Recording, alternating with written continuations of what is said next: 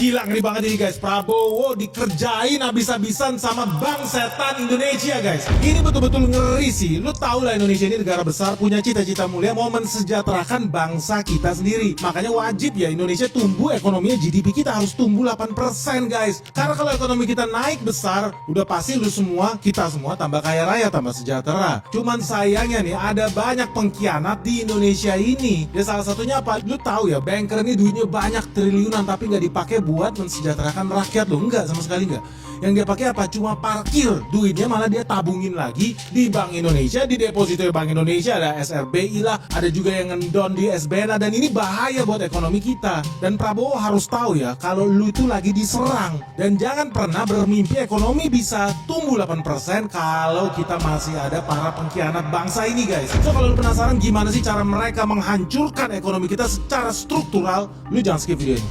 Let's check this out. Teman-teman, lu kemarin lihat lah ya, Menteri Favorit Rakyat Indonesia, Purbaya Sadewa, itu kemarin itu habis marah nih, dia sewot nih. Ternyata banyak duit bank yang masuknya ke SRBI. SRBI ini ya ibaratnya duit tabungan lah, lu nabung di Bank Indonesia. Dan duitnya itu yang ditaruh ke sana bukannya makin kecil tapi makin gede. Dan wajar dia kesel. Kenapa? Karena menurut Purbaya, duit yang parkir di Bank Indonesia itu udah tembus 1000 triliun. Wih, ngeri banget guys, ribuan triliun lu duitnya parkir di Bank Sentral Indonesia. Dan ini bahaya karena akibatnya apa? Nggak ada likuiditas sektor-sektor produktif di Indonesia. Mereka mau minjem kredit ke bank, mereka mau ekspansi usaha, jadi nggak bisa guys. Ini ngeri. Tapi sebelum kita bahas lebih detail, kita cek dulu faktanya nih. Lu kan nabung ke bank lu mungkin ada Bank Himbara di situ. Bank Himbara ada duit, dia ada dua pilihan guys. Duitnya itu either dia kucurin lagi ke bawah, namanya juga bisnis perbankan kan, simpan pinjam ya. Jadi dia tarik duit lu dalam bentuk simpanan atau deposito, lu dapat bunga nih 5%. Habis itu duitnya dia apain? Dia pinjamin ke orang lain 12%. Selisihnya 7%. Itulah cuannya dia. Tapi ada juga caranya, dia nabung ke atas guys, ke bosnya nih, juragannya yang namanya Bank Indonesia, buka tabungan juga. Tapi lu sama gua nggak bisa nabung di situ. Yang bisa nabung di situ adalah perbankan. Jadi bank-bank swasta, bank-bank dalam negeri, mereka bisa jadi kliennya Bank Indonesia, nabung di sana, nabung di SRBI, bunganya gede. Artinya makin banyak banker-banker kita yang pemalas guys. Duitnya nggak dikucurin ke kredit, malah dia tabung ke atas, ke juragannya nih. Dan ini bahaya. Kenapa? Ya lu tahu dulu, kita flashback dulu lah ke zaman dulu pas Purbaya dilantik, apa yang dia lakukan bulan Oktober 2025, dia punya kebijaksanaan untuk tarik duit negara kita dari Bank Sentral, dia tarik ke Himbara 200 triliun. Harapannya baik, kenapa? Ya biar perekonomian bertumbuh, dibanding duit parkir aja di sana kagak ada gunanya. Sadis juga karena dibawa duit kering nih. Akhirnya Purbaya punya kebijaksanaan, ambil itu dari atas, taruh ke bawah. Tentunya negara nggak bisa lah bagi-bagi duit, helikopter duit emangnya. Kagak bisa ya pakai bank. Bank diharapkan menyalurkan kredit itu. Di top up lagi sama Purbaya di bulan November 2025, injek lagi 76 triliun guys. Jadi kalau di total itu ada 276 triliun duit kita tuh yang dipindahin sama Purbaya dari Bank Sentral ke sistem perbankan kita dengan harapan kredit bertumbuh, ekonomi bertumbuh. Dilala memang capcay ini bank-bank Himbara ini, bang semua. Apa yang terjadi? Ternyata duit yang dikucurkan itu bukannya didistribusikan, dikasih pinjaman ke pengusaha-pengusaha kecil yang ada di Indonesia. Enggak. Terus kemana? Ya lu udah tau lah kemana duit itu. Makanya Purbaya marah. Apa yang terjadi? Dia tarik 75 triliun dari bank-bank pemerintah itu. Karena nggak kepake. Udah dibanding sama bank-bank ini juga nggak becus, banker-banker kita Apa yang terjadi? Duitnya dia tarik. Yang jadi pertanyaan ya, sebelum kita bahas lebih lanjut, lu harus berpikir, kenapa ditarik duit itu yang harusnya ditaruh di sana diinjeksi ke bawah? Kenapa? Ya inget, karena awalnya kita pengen ekonomi kita tumbuh, pengucuran kredit lancar, tapi ternyata enggak. Karena ternyata ada ketidaksinkronan kebijakan antara pemerintah, eksekutif, dan Bank Setan. Ya maksud gue Bank Sentral. Duitnya ada, tapi nggak dikucurin jadi kredit guys. Kenapa duitnya nggak dikucurin jadi kredit? Karena ternyata duit pemerintah ratusan triliun. By the way itu duit pajak lu ya, makanya lu harus denger video Benix ini, lu harus tonton, lu cermati baik-baik. Kenapa? Karena dana pemerintah yang parkir di bank itu ternyata tidak mengalir ke sektor real, tidak mengalir ke kantong lu, duit pajak lu itu. Tapi dana pemerintah yang masuk ke sistem perbankan malah disetorin ke juragan-juragan banker-banker itu biar tambah kaya mereka. Lu tambah miskin. Karena bank ternyata lebih memilih nabung duit itu ke SBN lah, ke depositonya Bank Indonesia lah, bukan disalurkan dalam bentuk kredit. Makanya kredit usaha kita nggak tumbuh seperti harapan, tumbuhnya di bawah target, cuma 7%. Goblok. Jadi ketika fiskal kita mau ekspansif, ekonomi kita mau tumbuh agresif, ternyata tidak diikuti oleh perkembangan kreditnya juga. Dan ini bahaya guys. Tapi lu harus tahu juga sih landasannya kenapa banker-banker setan itu lebih prefer taruh duit kita ratusan triliun itu ke SBN atau disimpan di Bank Indonesia atau SRBI lah. Kenapa? Ya lu simpel lah, kalau lu jadi banker ya, lu ngasih kredit ke UMKM itu juga ada resikonya lu. Analisisnya lebih rumit, ada resikonya, NPL-nya bisa tinggi, non performing loan ya, maksud gua kredit macet. Belum lagi lu ada biaya waktu, tenaga, dan kalau lu bandingin sama lu nabung di Bank Indonesia, mendingan gua duduk-duduk santai, taruh di Bank Indonesia, terima bunganya berapa? SRBI terakhir tuh 4,7%. Jadi lu bayangin kalau lu taruh duit 100 triliun, duduk-duduk ongkang-ongkang kaki nih, banker-banker kepala mati itu dapat 4,7 triliun.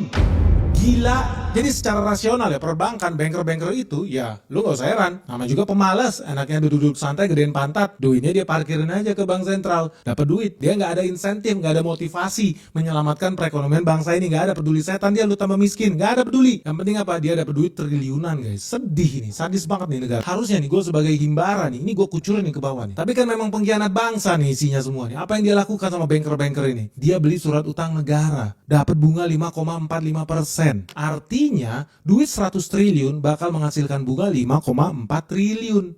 Resiko kredit ada nggak? Nggak ada. Orang yang jamin negara, surat utang negara. Biaya overhead nggak ada. Duit 200 triliun, tek pindah, beli SBN. Nggak perlu sales, nggak perlu marketing, nggak perlu jualan brosur, nggak perlu sewa booth di mall-mall. Perekonomian nggak muter dong bang. Nggak usah ekonomi tumbuh, yang penting banker ini tambah kaya raya. Jadi dituntut duit sama Purbaya, duitnya malah dibeliin surat utang negara. Brengsek lu semua lu, brengsek lu. Asli. Ujung-ujungnya apa? Profit bro.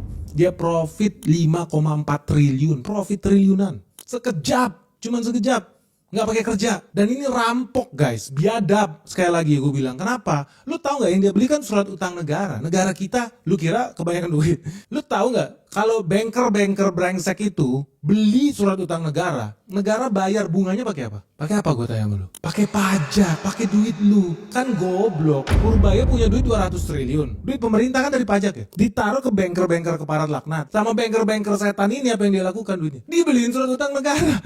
Jadi negara bayar 2 kali bro. Gila, duit lu disikat nih sama banker nih. Gila lu. Lu yang disuruh bayar bunga, makanya lu wajib paham apa yang gue ngomongin di sini. Lu wajib share video ini sebanyak-banyaknya supaya lu tahu Prabowo lagi dikerjain nih habis-habisan, dikerjain. Gila, triliunan ini kita bicara nih. Terus pilihan lain apa lagi? Selain itu, gimana cara menghancurkan si Prabowo nih? Simpel, duit 200 triliun tabungin di SRBI. Nabung lagi di Bank Indonesia. Ini ngeri, duit yang dikucurin lewat himbara malah masuk lagi ke Bank Indonesia karena bunganya naik terus, cuan terus. Bayar pakai apa? Pakai duit lu itu. Jadi sama aja skenarionya. Coba lu bayangkan, himbara dapat duit 100 triliun. Apa yang dilakukan? Kucurin kredit? Tidak, buktinya pertumbuhannya sangat kecil, stunting bahkan. Apa yang dilakukan 100 triliun itu? Beli SRBI bro, 4,7%. Artinya dari 100 triliun, banker dapat 4,7 triliun. Nggak ngapa-ngapain, duit pajak dirampok, duit lu dirampok, suruh buat bayar bunganya SBN itu. Kan ngeri. Makanya teman-teman jangan heran, banyak banker kita itu pemalas. Sebetulnya isinya orang-orang goblok, nggak ada yang bisa kerja. Kerjanya bisanya bang ngerampok lu. Cuman lu gak sadar, karena lu bayar pajak terus tiap hari, lu bayar pajak terus tiap kali lu pergi ke April Maret. Lu kan bayar pajak tuh, ada bayar PPN tuh, lu cuma beli roti goreng, lu bayar pajak. Terus duit lu dikemanain? Ternyata buat memperkaya banker itu. Lu paham gak sih yang gue mau bilang ini? Sedih gue, benar-benar sedih. Banyak orang yang gak ngesolin. Kita dikadarin habis-habisan guys, sadis lu ini. Duit pajak lu dipakai buat menggaji banker itu triliunan. Ngeri. Jadi lu bayangkan, kalau ini bukan duit 100 triliun by the way yang kita lagi omongin, itu kan contoh gua. Lu bayangkan kalau duitnya ribuan triliun, parkir, diem aja di bank setan Indonesia. Apa yang terjadi? Crowding out kredit yang tadinya harusnya ke sektor real, lu bisnis konveksi, lu bisnis warteg, lu bisnis rental mobil, bisnis lu harusnya dikasih kredit tuh. Tapi enggak mengalir ke sektor real. Duit ribuan triliun parkir di bank setan Indonesia. Brengsek. Lu harus paham kenapa. Ini makanya lu lihat UMKM itu bisa makin nyungsep, makin hancur lebur dunia bisnis nih. Ujung-ujungnya apa? Kalau banyak pengusaha-pengusaha UMKM nggak bisa dapat kredit, ujung-ujungnya konsumsi pasti melambat. Ujung-ujungnya kredit modal kerja juga terhambat. Ujung-ujungnya dunia usaha mengalami stagnasi, nggak bisa growing, nggak bisa ekspansi, nggak bisa. Soalnya pengusaha kalau mau kembangin kredit, ya harus ngutang. Dan dari sini lu bisa paham kenapa bank lebih seneng nabung di bank setan Indonesia dibanding duitnya dikucurin ke bawah. Karena resikonya nol, imbal hasil tinggi, yieldnya tinggi tuh bunganya, dan sangat liquid ya, lu bisa cari kapan aja. Nah ini bahaya guys. Kalau kita biarkan ini terus-menerus berlarut-larut seperti ini, ya logis aja lah kalau seandainya ya dunia usaha makin berat. Udah agen CIA kemarin habis-habisan ngadalin kita, sekarang pindah jadi karyawan Bill Gates, tapi masih tersisa satu nih CS-nya dia nih, sama-sama anak setan. Ngeri nih, karena dia juga nggak peduli. Mereka nggak ada kesetiaan sama Garuda Pancasila, nggak ada. Setianya sama patung Liberty nih, si brengsek-brengsek ini. Isinya para pengkhianat bangsa nih. Sama satu geng ini karyawan Bill Gates nih. Aduh. Kacau ini, karena perekonomian kita ujung-ujungnya dibentuk cuma memperkaya yang di atas nih. Banker-banker ini, oligark ini nih. Jadi di atas itu kaya raya, likuiditas banyak karena semua ngumpul di atas nih. Tapi di bawah kering. Lu gak boleh tutup mata, lu itu lagi dirampok sama banker-banker itu. Gak kelihatan, legal iya. Tapi berbahaya kalau kita biarkan terus-menerus seperti ini, ujung-ujungnya apa? Ekonomi nggak turun ke bawah, nggak ke akar rumput, nggak ke lu. Semua mainnya di level atas semua nih, banker-banker sialan itu. Makanya jangan kaget, ketika ekonomi Indonesia cuma bisa tumbuh 5%, Vietnam sudah berhasil tumbuh 8%. Dan kalau lu cek di Vietnam, wajar aja ekonominya tumbuh 8%. Kenapa? Karena kalau lu pergi ke Vietnam, pinjam ke bank, tahu lu bunganya berapa? 1,2%. Bunganya berapa? 2%. Gila, logis. Ekonomi lu mau tumbuh 8%, ya bunga bank lu ya di bawah 8% lah goblok. Enak banget jadi pengusaha di Vietnam, didukung habis-habisan sama bank sentralnya. Bank sentral Vietnam mendukung visi misi pemerintah, GDP 8%. Di Indonesia apa banknya set? Malah dia download duit dari bawah. Purbaya lagi masukin duit nih 200 triliun ke bank-bank himbara nih. CS gua nih, tarik adanya, tarik. Ribuan triliun, gila, kering di bawah mati. Biarin aja. Pengangguran banyak, biarin aja. Wih, ngeri guys. Indonesia tumbuh 8%, gampang. Kasih suku bunga kredit 1%. Ada pabrik tekstil, lu jual kemana? Afrika Selatan. Lu jual apa? Baju tentara. Tentara mana? Tentara Jerman. Gua kasih lu 1%. Gua kasih lu 2%. Gak apa-apa. Kenapa? Kita dapat devisa.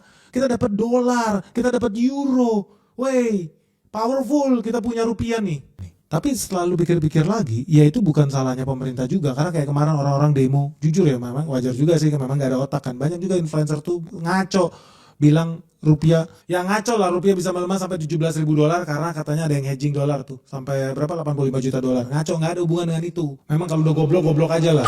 Ya ngaco lah, karena rupiah melemah bukan karena duit kecil, 85 juta dolar duit kecil. Enggak, karena ada yang jualan SRBI sama SBN sampai 650 juta dolar.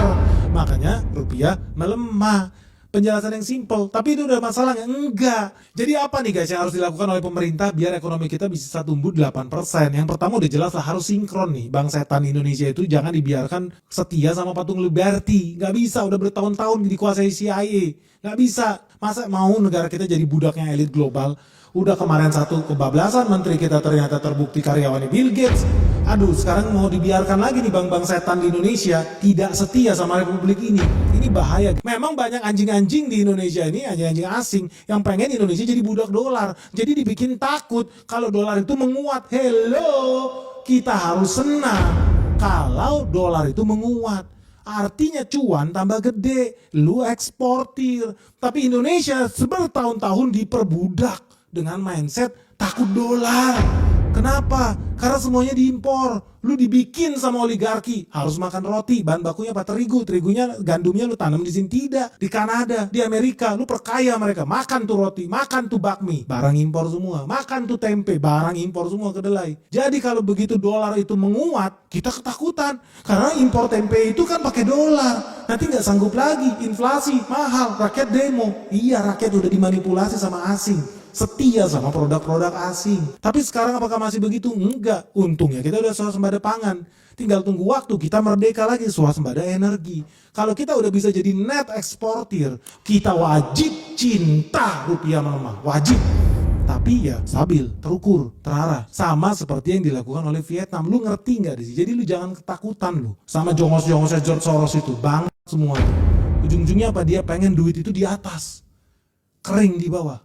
Tabung semua ke atas sama bang setan Indonesia ini kan karyawannya mereka nih. Nah pertanyaannya gini guys, mampu nggak menurut lu ya pemerintah Indonesia mengejar memperbaiki kebijakan moneter kita yang belum sinkron ini? Dan ini nggak akan bisa terjadi menurut gua selama kita tidak punya kendali.